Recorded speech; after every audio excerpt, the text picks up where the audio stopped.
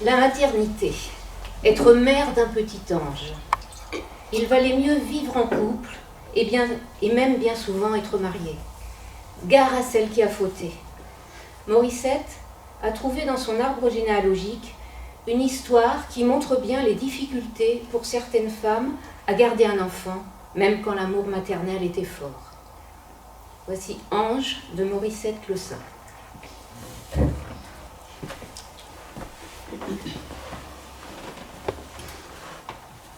On est au cœur de la nuit, le 31 mars 1857.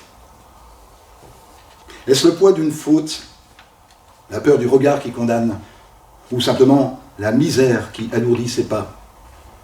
Elle entre dans Parthenay par la porte Saint-Jacques. Elle glisse furtivement dans la longue rue Vaux-Saint-Jacques, grimpe jusqu'à l'hospice, dépose délicatement son léger fardeau dans le tour. Elle tire la sonnette et s'enfuit. Elle s'enfuit, les bras plus légers, mais le cœur si lourd. Le clocher égrène 4 coups. C'est peut-être ainsi que ce bébé fut abandonné. Il est le 6e enfant abandonné en ce mois de mars 1857 dans le tour de l'hospice de Parthenay. Ces boîtes où on déposait des bébés au XIXe siècle. Le lendemain, 1er avril 1857, vers 10h, le bébé est déclaré à la mairie, située à quelques pas. Antoine Audebrand, économe de l'hospice, François-Xavier Jouvenot, praticien, et Stanislas Régnier, concierge de l'hospice, font la déclaration. On note que l'enfant fut exposé à 4h du matin dans le tour de l'hospice de Parthenay, et de sexe masculin, paraît être né de la veille et n'a aucune marque sur le corps. Sur l'acte sont détaillés des vêtements qu'il porte, enveloppé d'un lange noir de futaine et une guenille de tricot blanc, un drapeau de toile, une chemise de coton garnie d'étoffe pareille, un demi-mouchoir blanc au cou, une brassière d'indienne verte et un bonnet d'indienne brune garni d'un tulle neuf, sans marque. Seul le tulle neuf garnissant le bonnet surprend. Est-ce un signe d'amour ou de reconnaissance? L'officier de l'état civil inscrit le bébé sous le nom de Ange Marcel et ordonne qu'il soit envoyé à l'hospice. Voici comment Ange Marcel, le 1er avril 1857, est devenu un enfant de l'assistance publique. Sur le registre des enfants exposés sont décrits, avec les mêmes mots que sur l'acte de naissance, les vêtements qu'il porte. Ce sont les seuls éléments qui le rattachent à sa mère.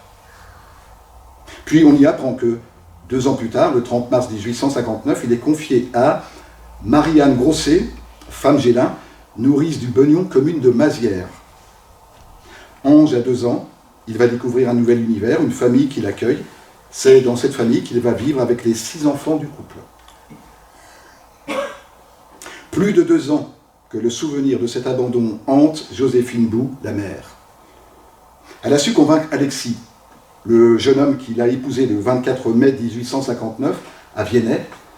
Elle veut et elle va retrouver son enfant. C'est chose faite le 2 décembre 1859 quand elle le reconnaît. Et le 15 décembre, Ange, qui a maintenant 2 ans et 8 mois, est remis à Joséphine et à son mari Alexis. Ange quitte le statut d'enfant de l'assistance, enfant abandonné, et devient fils de. Ange Marcel a retrouvé sa maman, mais après. Sa mère a-t-elle su l'apprivoiser, l'aimer, effacer cette période d'abandon? Un petit frère, Jules, naît en 1868, mais meurt aussitôt. Ange reste l'unique enfant de la maison. Ange, il a été nommé, Ange, il est resté. C'est le premier prénom inscrit dans tous les actes de sa vie. Il va grandir, construire à son tour une famille en 1885, avoir des enfants, Albert, Maurice, Joséphine et Eugénie, puis des petits-enfants.